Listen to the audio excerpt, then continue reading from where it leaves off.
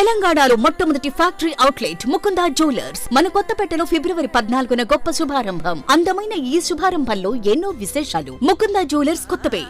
నమస్తే, welcome to Mic TV morning show. నిన్న జరిగిన వివిధ ఘటనలకు సంబంధించిన అంశాల్లో ఏ పత్రిక ఏ అంశాన్ని ప్రధానంగా తీసుకొని ప్రచురించిందో చూద్దాం. ముందుగా ఈనాడు పత్రికలో మొదటి పేజీలో ఎన్నికల బాండ్లు రాజ్యాంగ విరుద్ధం, ఆ పథకాన్ని వెంటనే నిలిపేయాలి, దాతా గ్రహీతల వివరాలను బహిరంగపరచాలి అని సుప్రీంకోర్టు తీర్పుకు సంబంధించిన వార్తను తొలి ప్రయారిటీ కింద ఇచ్చింది ఈనాడు పత్రిక, హైలైట్ చేసింది. ఇక ప్రయోజనాలు ఎక్కువ చేసి చెప్పారు, ఖర్చులేమో తక్కువ చూపారు. రూపాయి వ్యయంపై వచ్చే ఆదాయం 52 పైసలే. కాళేశ్వరంపై కాగు నివేదికలో వెల్లడి అనే వార్త కూడా మొదటి పేజీలో రెండో ప్రయారిటీ కింద ఈనాడు పత్రిక ఇచ్చింది. ఇక రాజ్యసభ అభ్యర్థులు ఏకగ్రీవమే అనే వార్త ఉన్నది. RRRకు తోడుగా రింగ్ రైల్, కేంద్ర మంత్రి కిషన్ రెడ్డి కొమరవెల్లి స్టేషన్కు శంకుస్థాపన అనే వార్త కూడా మొదటి పేజీలో ఉన్నది. సరిహద్దుల్లోనే అన్నదాతలు అనే వార్త ఉన్నది. ఇక డిగ్రీ లెక్చరర్ పోస్టుల ఫలితాలు వెల్లడి అనే వార్త మొదటి పేజీలో ఉన్నది. పాత అప్పులకు వడ్డీలు కట్టేందుకే కొత్త రుణాలు అని సభలో మంత్రి బట్టి విక్రమార్క ఇచ్చిన వివరణకు సంబంధించిన వార్త కూడా మొదటి పేజీలో ఇచ్చింది ఈనాడు పత్రిక. 70 రోజుల్లో 25,000 నియామకాలోనే ఫోటోతో కూడిన వార్తను కూడా మొదటి పేజీలో హైలైట్ చేసింది ఈనాడు పత్రిక.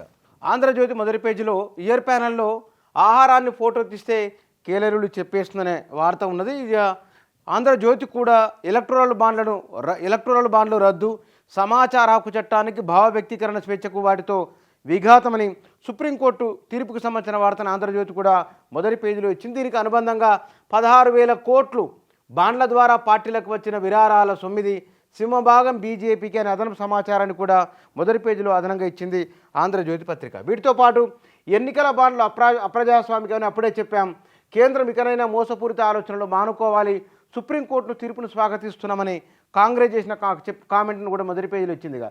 పారదర్శకత కోసమే దాతల భద్రత దృష్ట్యా పేర్లపై గోప్యత, బీజేపీ నేత రవిశంకర్ ప్రసాద్ కామెంట్ కూడా మొదటి పేజీలో ఇచ్చింది ఆంధ్రజ్యోతి.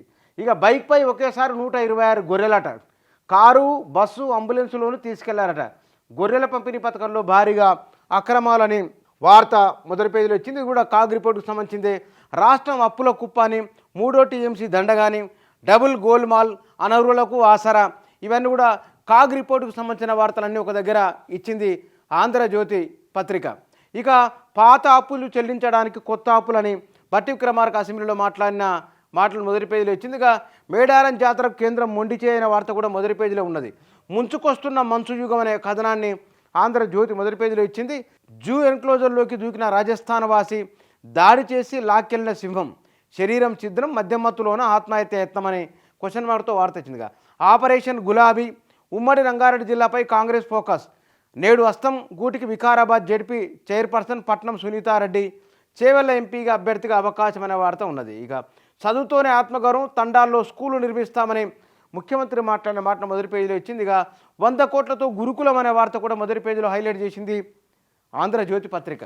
సాక్షి పత్రికల్లో కూడా శతకాలతో శుభారంభం అనే వార్త ఇయర్ ప్యానెల్లో ఉన్నది. నేషనల్ కాన్ఫరెన్స్ సంబంధించిన నాయకుని కామెంట్కి సంబంధించిన ఒక వార్త కూడా మొదటి పేజీలో ఉన్నది. ఇక సొంతంగా పోటీ చేస్తామన్న ఫరూక్, అలాంటిదేమీ లేదన్న ఒమర్, వాళ్ళకి సంబంధించిన వార్త మొదటి పేజీలో ఉన్నది.